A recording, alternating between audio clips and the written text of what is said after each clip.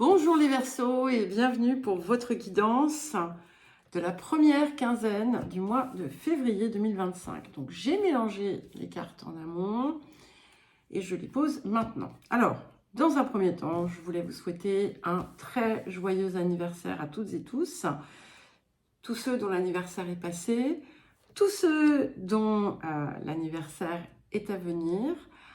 Et puis, bon, bah, évidemment, une pensée particulière pour ma maman, qui est du 7, et une pensée particulière à, alors je crois que c'est Sandrine 9101, qui se reconnaîtra et dont l'anniversaire est le 5 février. Donc voilà, vous pouvez tous lui envoyer plein de belles pensées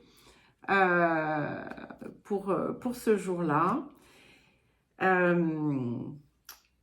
Et voilà, si Sandrine, si vous écoutez ce message, eh bien, je vous invite à rester jusqu'à la fin. Je prendrai une carte spéciale pour vous, de l'oracle de Rumi. Voilà. Et puis, nous verrons bien ce que ça nous dira. Donc, je vous rappelle que c'est une guidance générale. Donc, ne prenez évidemment que ce qui résonne avec votre situation. Comment dire, il faut savoir faire preuve de discernement en comprenant que les exemples que je donne sont ce qu'ils sont, des exemples. Pour certains, ça va coller avec ce que vous vivez, mais pas nécessairement. Donc, soyez, voilà, sachez faire preuve de discernement, ajustez selon vos situations. Et n'oubliez pas, bien entendu, que beaucoup de choses dépendent aussi de ce que vous enclenchez, de ce que vous mettez en œuvre pour vous-même, en vous-même. Pensez à regarder vos guidances mensuelles, vos guidances annuelles, qui... il y en a deux d'ailleurs, des annuels. Vous avez une guidance sur les différents secteurs de vie et une qui porte sur les énergies mensuelles.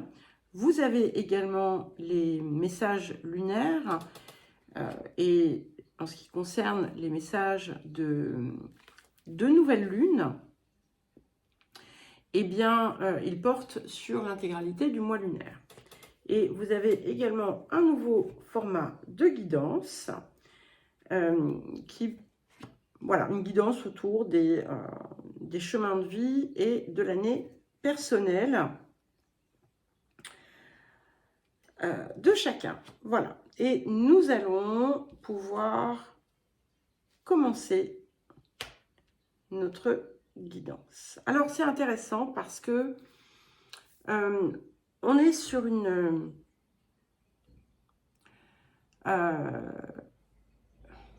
forme de message ici qui... Il y a quelque chose ici que j'ai besoin de mieux comprendre, de mieux percevoir. Il y a une part de vous, voilà, qui... Il y a deux cas de figure. Si vous êtes engagé dans un, on va dire, dans un cheminement de croissance, en quelque sorte, c'est ce qui va vous apporter la réussite, le bien-être. Il y a quelque chose qui, effectivement, vous appelle à une forme d'investissement personnel qui sort de votre sphère. Ça ne veut pas dire que vous devez vous consacrer aux autres, d'accord? C'est pas comme ça qu'il faut l'interpréter, mais ce que vous cultivez en vous, vous êtes en capacité de le déployer vers l'extérieur. Il y a quelque chose dans votre passé qui est garant d'une réussite future. Alors, voilà, notamment si vous avez des circonstances un petit peu particulières dans votre vie, un petit peu délicates, on vous invite à garder confiance, d'accord? C'est important parce que ça a pu vous déstabiliser très fortement ces derniers temps. Et pourtant, ce qui vous attend va véritablement vous combler. Dans le sens où ça va vous nourrir à tout point de vue et vous apporter vraiment la sensation d'avoir du sens dans votre vie. D'accord? Ça va vous... je sais, comment vous l'exprimer sans, voilà, sans donner voilà, des choses très galvaudées, sans tomber dans des choses très galvaudées. Il y a vraiment, voilà, ma vie a du sens. Vous le sentez dans, voilà, dans chaque fibre de votre être, d'accord? Et on vous dit aussi que vous avez besoin de ce développement intérieur aussi, parce que c'est indispensable en fait à votre rayonnement et à votre existence en quelque sorte. L'eau, tout ce qui est en lien avec l'eau ou l'étranger peut aussi avoir une importance. Mais on a cette idée effectivement de pouvoir aussi apporter une forme de contribution. Et voilà, c'est important de le ressentir. On a une réussite très claire, et je sais que je vous le répète. Et c'est pour ça aussi que vous avez ici la carte qui vous invite à garder confiance. Il y a quelque chose qui va se mettre en œuvre et qui va vous apporter une grande satisfaction. C'est-à-dire que vos efforts, en fait, portent leurs fruits. Ok ? C'est important pour vous aussi de savoir partager les bonnes choses, et vous me direz que vous savez le faire, et j'en suis certaine, mais il y a un message insistant autour de ça, et si on vous apporte du soutien, sachez le prendre en compte. Si on vous manifeste de l'attention, sachez également être dans le partage autour de ça, même si ce que l'autre côté vous apporte ou vous offre ne vous paraît pas valable, enfin, n'est pas dans vos, comment dire,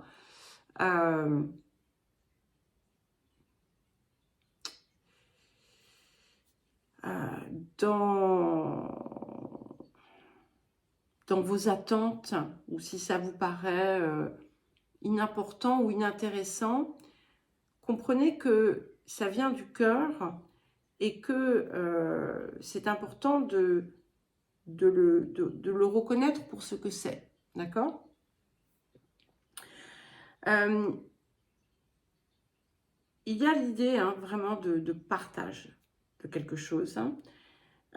Il pourrait y avoir aussi des retrouvailles avec une personne ou des personnes, ou alors l'idée de se retrouver ou d'échanger avec, cœur à cœur avec d'autres personnes avec qui on se sent vraiment en résonance. Et on vous rappelle aussi que finalement, ce que vous ressentez ne dépend pas des autres, mais de ce que vous cultivez à l'intérieur de vous-même. Pour certains et certaines, il peut y avoir un attachement romantique, sentimental, affectif, donc quel que soit le domaine, hein, ça peut être familial également, ça peut être amical, peu importe. Et vous pourriez avoir tendance à remettre en fait votre bien-être, votre bonheur dans les mains de cette personne. Et on vous dit non, c'est en vous que ça doit se trouver. Il y a peut-être quelqu'un qui effectivement vous a heurté et est-ce que c'était volontaire? Est-ce que ça ne l'était pas? Peu importe. Enfin, non, c'est pas peu importe, mais voilà, ça fait partie des choses. Il y a des personnes, effectivement, qui peuvent être piquantes. Eh bien, il faut savoir laisser couler. Parce que, voilà, je répète, ce qui vous attend maintenant va être vraiment beaucoup plus lumineux. Vous avez besoin, en fait, de mettre du sens dans votre vie, dans votre cœur. Il y a un message aussi autour de certaines choses que vous avez pu ressentir ces derniers temps.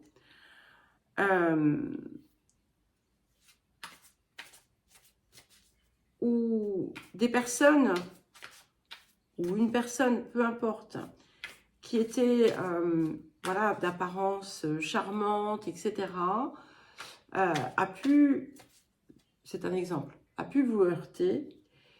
Et on vous demande d'examiner dans votre cœur, ça ne regarde que vous, ça ne regarde personne d'autre, là où vous avez pu agir de même pour pouvoir prendre de la distance avec la blessure que vous avez ressentie. Alors, nous allons prendre une carte de l'oracle de guérison de l'âme. Ben voilà, l'énergie du cœur. Nous avons la carte 33, la source. Et ce qui est intéressant, c'est qu'on a voilà, quelque chose, on démarre par le 33, voilà.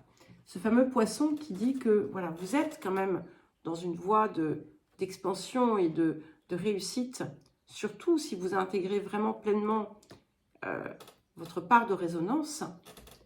33, hein, c'est le poisson. Alors on ne voit pas tout parce que voilà, je n'ai pas une installation extraordinaire. 33, voilà. Donc, on en revient à ça. Et ce qui compte, en fait, c'est ça. C'est l'énergie du cœur. Je vibre d'amour inconditionnel. Alors, à prendre avec des pincettes. Hein, mais voilà, on peut dire l'énergie du cœur m'habite. Et c'est ce qui vous fait, finalement, vous élever et vous déployer et qui vient ouvrir des possibilités pour vous. C'est vraiment, vous allez possiblement remarquer les effets presque instantanément, hein, si je puis dire. Alors, le rapport à l'abondance.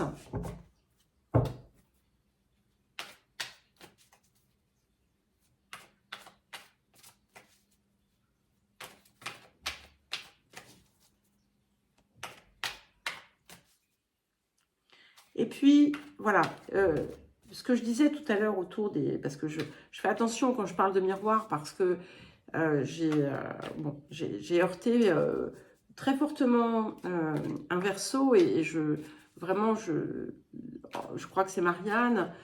Je suis désolée, vous le savez, ma maman est Verseau, je le dis. Donc, j'aime les Verseaux comme tout le monde. J'ai moi-même la lune en Verseau. Et voilà, il n'y a pas des signes que je n'aime pas. Hein. quand je dis les choses, voilà, tout n'est pas à prendre, déjà, bien entendu. Il faut vraiment le prendre un espace de recul, d'accord? Et quand je parle de miroir ou de choses comme ça, c'est pas forcément votre cas, d'accord, déjà. Donc, voilà, ne prenez pas ce que je dis au pied de la lettre. Et puis, ce que je vois aussi, c'est que vous pouvez facilement savoir ce que vous devez laisser sortir aussi de votre vie. S'il y a des gens donc, qui vous piquent régulièrement, alors déjà, souvent ça vient montrer quelque chose, d'accord? Pas forcément, ça ne veut pas dire il faut les garder dans votre vie. Ça veut dire, ok, je vais les faire sortir, mais j'écoute quand même ce que l'on m'a dit. Hein. Voilà, c'est tout. Mais c'est pas forcément quelque chose de direct, mais ça peut parfois vous mettre sur une piste, d'accord? Mais ne prenez pas ce que je dis comme une attaque ou comme un jugement. Ce n'est jamais ce que je fais. Voilà. Et si vous le ressentez comme ça, je vous présente toutes mes excuses. Alors, nous avons la carte de l'exercice pour améliorer votre énergie et votre capacité de manifestation. Alors, je ne vais pas vous suggérer d'aller faire un footing tous les jours. Moi-même, je ne le fais pas. Hein. Cela dit, je ne suis pas une référence, donc voilà. Si vous voulez savoir, alors avant, je faisais des exercices un petit peu plus poussés, mais bon, c'était un peu long et un peu fatigant. Et donc maintenant, j'essaie au moins de faire 10-15 minutes de pilates tous les jours. Il y a des vidéos sur YouTube. Et honnêtement, franchement, c'est génial. Mais ça peut être n'importe quoi. Moi, je sais que ma maman, pour parler de ma famille, qui est Verseau, elle s'efforce de marcher. Bon, ça a été un peu plus compliqué ces derniers temps. Mais voilà, donc prenez, essayez de trouver quelque chose qui va faire vibrer votre corps un petit peu. Ça va élever votre énergie. Et c'est vrai que c'est parfois difficile, quand on ne va pas bien, par exemple, d'avoir envie de faire des choses. Mais là, eh bien, trouvez quelque chose qui vous amuse. J'en sais rien, il y a des vidéos pour apprendre le shuffle dance. Il y a plein de choses, n'importe quoi. Voilà. Mais vous avez besoin, voilà, d'activer votre corps. Ça va vous aider à reprendre de l'énergie et à retrouver et à vraiment intégrer une belle force vitale. Alors maintenant, voilà, bon, je vous embrasse tous. Donc si vous souhaitez un accompagnement ou une guidance personnalisée, eh bien, vous avez mon mail dans la vidéo, enfin dans la description sous la vidéo. Donc je vous invite à le faire. Je vous embrasse et je vous dis à très vite. Et je vais donc prendre un petit message pour Sandrine. Alors, voilà, peut-être que ça parlera à d'autres personnes. Donc, n'hésitez pas à l'écouter si ça vous dit. Ça va durer, puisque je vais lire hein, l'oracle c'est l'oracle de Rumi. Je vais lire le message. Donc, comme je le dis, pour Sandrine, 9101. Et voilà, pour toute autre personne qui pourrait avoir besoin de l'entendre.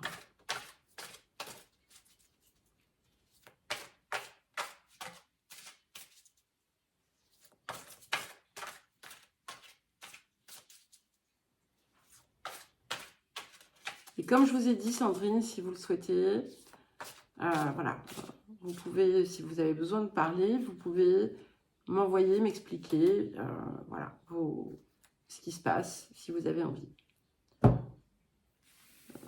Alors,